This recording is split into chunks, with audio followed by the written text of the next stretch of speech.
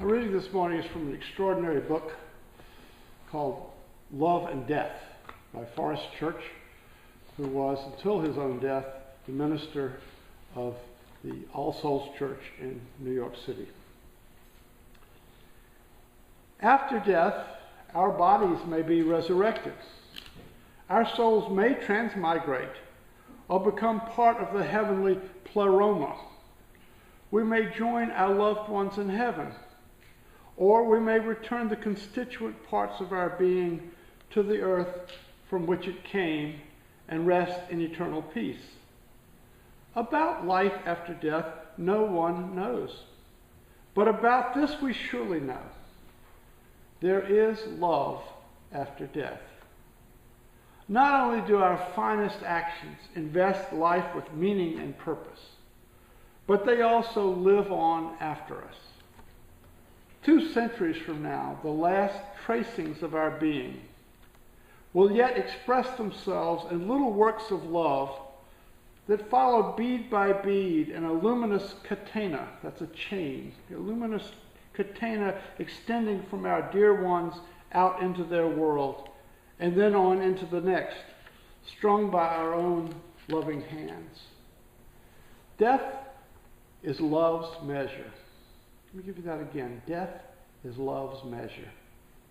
Not only is our grief when someone dies testimony to our love, but when we ourselves die, the love we have given to others is the one thing death can't kill. Only our unspent love dies when we die. Love unspent because of fear. It is fear that locks love in the prison of our hearts, there to be buried with us. Love conquers death. Easter's here, a celebration in which Christian tradition dedicates to the proposition that Jesus rose from the dead, and that this event opens the door to eternal life for all who believe in him. Our doors are open to those who believe this proposition and those for whom it is false or irrelevant. How is it possible to have a coherent message?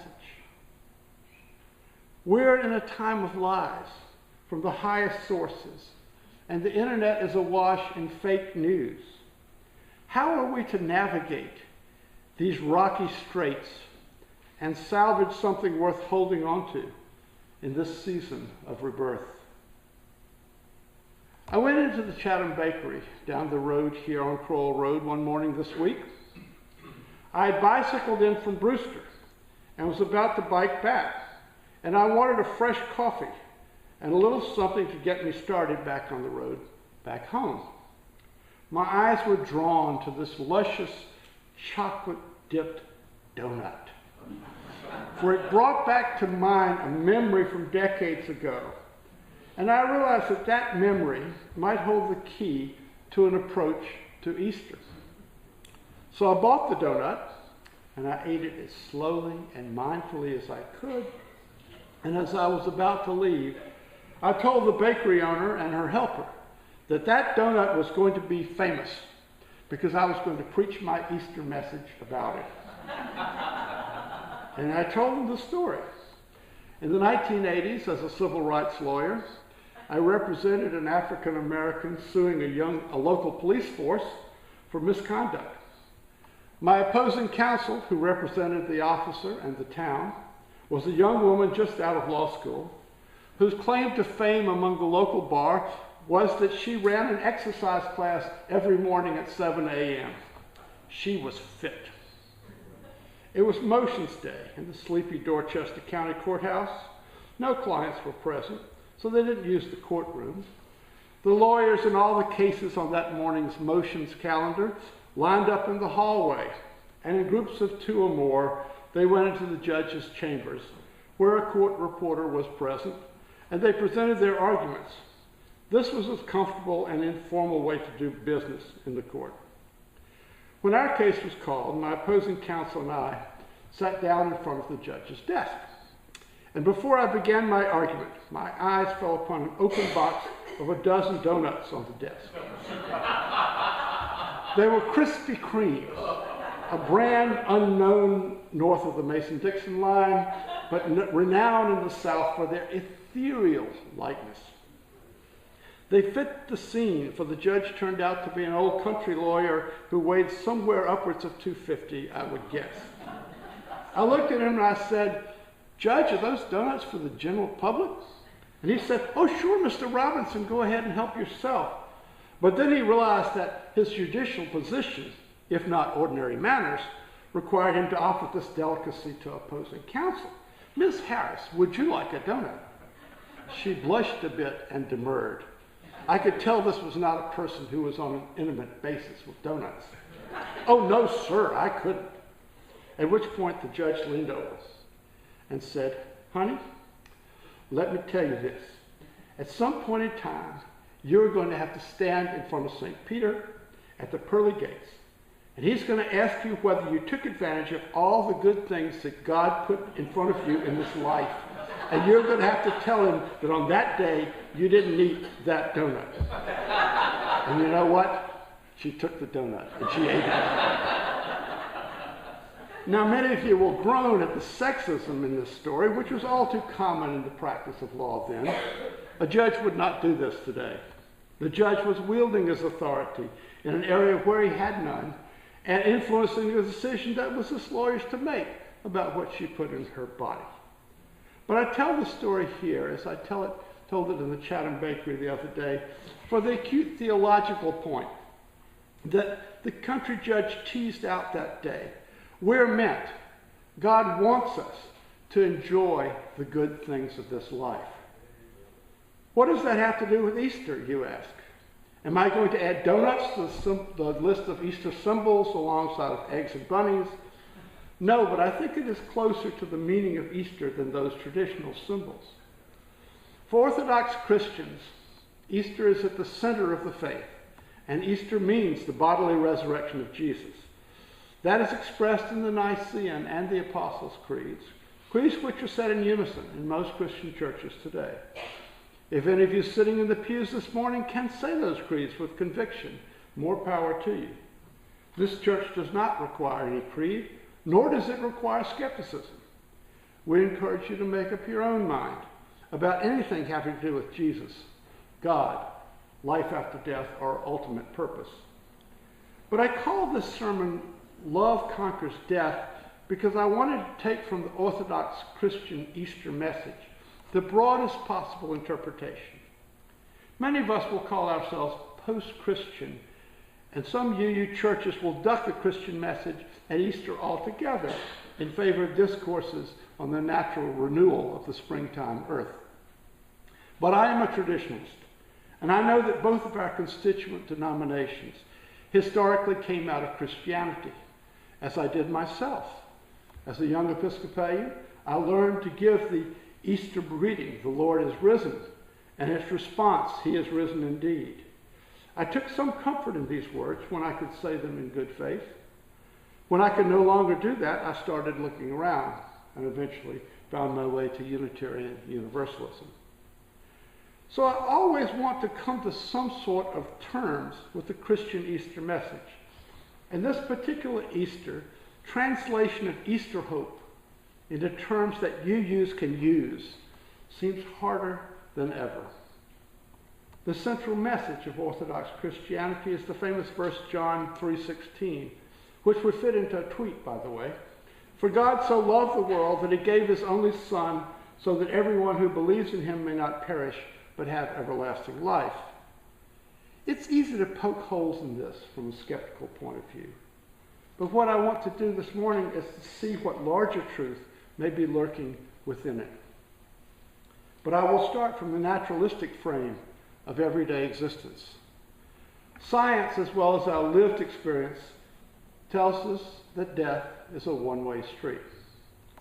Hamlet refers to death as that country from whose bourne no traveler returns, and I don't think he was talking about the bridge to Cape Cod. I've sometimes called this the Humpty Dumpty principle and started Easter sermons by breaking an egg so that we can all see graphically that all the king's horses and all the king's men can't put the egg back together again. Death is never far from this congregation. And we've experienced it this week yet again as we lost a precious one among us, one who was in this sanctuary on a regular basis Sunday mornings until 2 weeks ago. For years, a person will attend services and sit in a particular pew and get to know and be known by the rest of us, and then a day will come when that person will never come back to the meeting house. Though it is a familiar occurrence, each one is also deeply disturbing to all of us, and of course most disturbing to the family of the deceased. Orthodox Christianity asserts that Jesus' death on the cross opens the door to eternal life for all who believe in his resurrection. There's a part of me that would love for that to be so. I would love for there to be a heaven where I would be able to talk to my mother and father and all the people I've known and loved who have passed on. But there's also the part of me that says that wish is the key to unhappiness, for it blocks an emotional letting go that is also a part of death. St. Paul concludes his great essay on the resurrection with the assertion that with Jesus' resurrection, quote, death has been swallowed up in victory, 1 Corinthians 15:55. And countless Christian hymns and sermons proclaim this victory over death. I have a Buddhist friend to whom I turn for counsel. And when I told him that my Easter sermon title was Love Conquers Death, his response was, why does death need to be conquered? A good question. St. Paul uses a military metaphor as if there were a war on between life and death, or between sin and virtue, or between the spirit and the flesh. Paul likes these martial images, but do they really make any sense? Death is not an invading army, a conquering force. Death is a natural part of life. We can deny it. We can avert our faces. But eventually we have to come to terms with death, the deaths of our loved ones and our own deaths. No one comes back to report on death from the other side, but one who faced his own death squarely and publicly was UU Minister Forest Church of All Souls in New York City. He was brilliantly talented, but his career was cut short by cancer. As he knew he was dying, he set about to make sense of the process very publicly and left us this wonderful book I've already quoted from, Love and Death. He includes in the book an Easter sermon in which he comes to grips with the resurrection.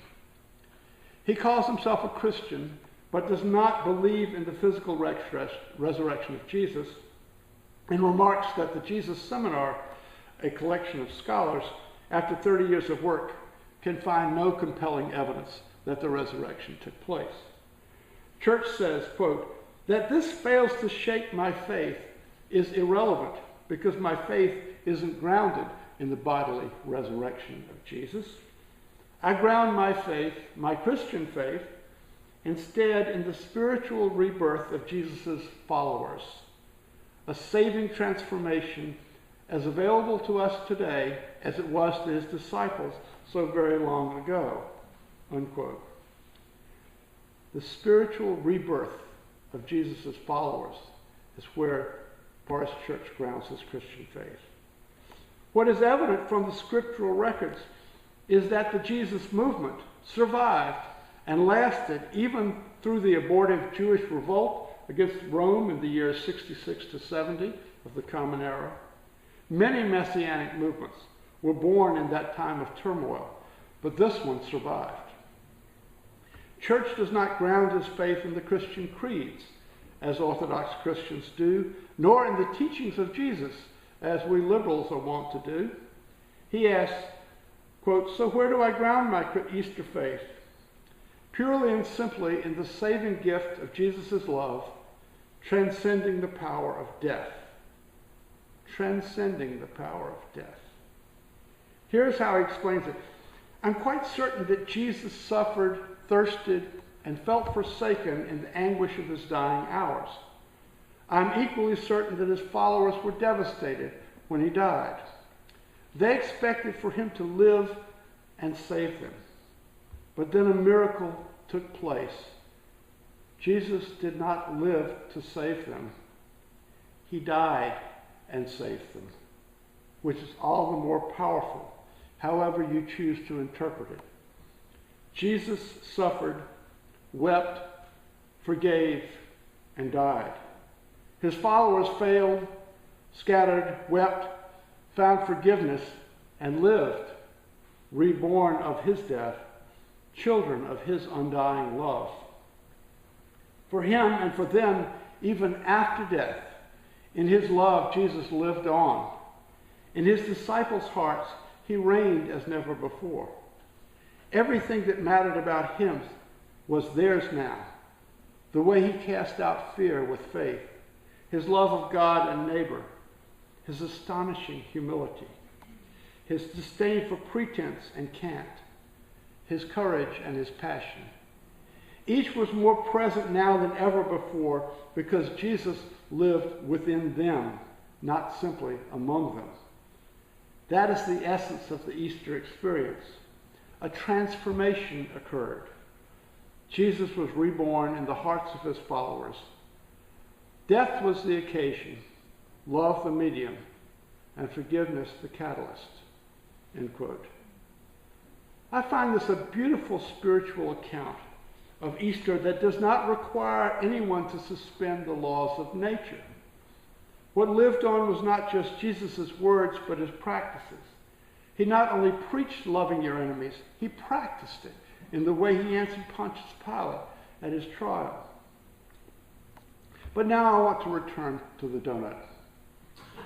In the early 2000s, the UUA's Commission on Appraisal, a kind of in-house think tank, set out to study whether there was a theological core of Unitarian Universalism. We have a set of principles and purposes. They're on the back of your order of service. But would it be possible to articulate a set of theological beliefs shared by all or most UUs? After a couple of years of study, they issued a report which answered this question in the negative. No, UUs do not have a core set of theological beliefs. There's rich agreement as to relatively peripheral issues such as social justice, but there's no central set of assumptions. In other words, Unitarian Universalism considered theologically is a large donut. There is a hole in the center. But we don't have to despair. There are other religions which hold up emptiness as a positive virtue. Mahayana Buddhism is one. One strain of Christian theology begins with kenosis, an emptying. We need not be scared of empty places. And we need not be scared that human lives have endpoints, any more than we need be disappointed that donuts have holes. There's a sweetness to our lives that skirts that hollowness at the core. Biologically, each of us owes our individual existence to an act of sexual union. Let's call that an act of love. I've been thinking about generations of love just now, after Jacqueline and I visited our grandchild in England. A baby is really love in the flesh. My son Luke, Jack's dad, was about 6 years old when the first Star Wars film came out. And since it had a hero named Luke, he has always identified with that epic story franchise and all its many films. While we were visiting them, Luke reposted a challenge he had seen on Facebook. Describe your sex life using only quotes from Star Wars films. He was, of course, expecting his age mates to reply, but I jumped right in with what seemed to be the natural response. Luke, I am your father.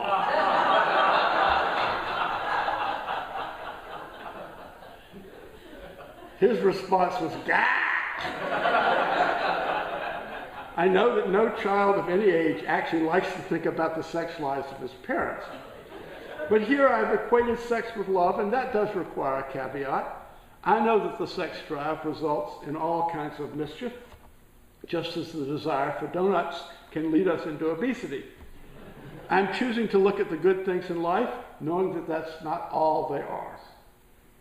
We all owe our very existence to acts of love, And we each have the capacity to love in ways that far transcend sex. Though sex may be a part of our loving for some of us, love is not going to exempt us from sadness, loneliness, disappointment, or death. But it can give meaning and direction to our lives. Have you tasted all the good things that God put before you in this life? Let the donuts stand not for gluttony, but for goodness. I have no proof, but I have faith that every action we take and every word we speak has consequences. We are all interconnected. Our separateness is an illusion. When I do something with love to you, you respond with some love for me or someone else. Fred Small's great song, Everything Possible, has a chorus that ends with the lines, "The only measure of your words and your deeds will be the love you leave behind when you're done." The only measure of your words and your deeds will be the love you leave behind when you're done.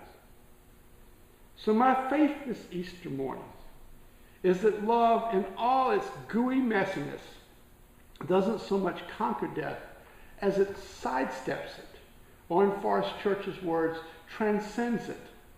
I don't know what happens to us after death, but the most likely prediction is that we each return to the place we were before the egg and the sperm got together.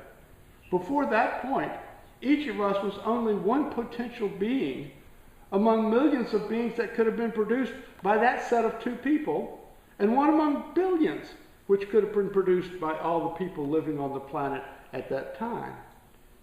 In other words, it's extremely unlikely that any of us got here at all, and yet here we are. What we can do with our unlikeness, the gift that we are here at all, in whatever time we have left, is to live life to the fullest, to taste deep into its succulence. Our love will not open the door to evade our individual death, which will most likely be a return to the same state of non-existence we were in before our births. But the love we make during our time on this mortal coil will keep resonating down through the generations to come. We are made of this love, and we are made for this love. I came across this quote from Louise Erdrich, which focuses on apples rather than donuts, but it sums up nicely what I'm trying to say here, and I'll close with it. Louise Erdrich. Life will break you. Nobody can protect you from that. And living alone won't either, for solitude will also break you with its yearning. You have to love. You have to feel. It is the reason you are here on earth. You are here to risk your heart. You are here to be swallowed up. And when it happens that you are broken or betrayed or left or hurt or death brushes near, let yourself sit by an apple tree and listen to the apples falling all around you in heaps, wasting their sweetness. Tell yourself you tasted as many as you could. Amen.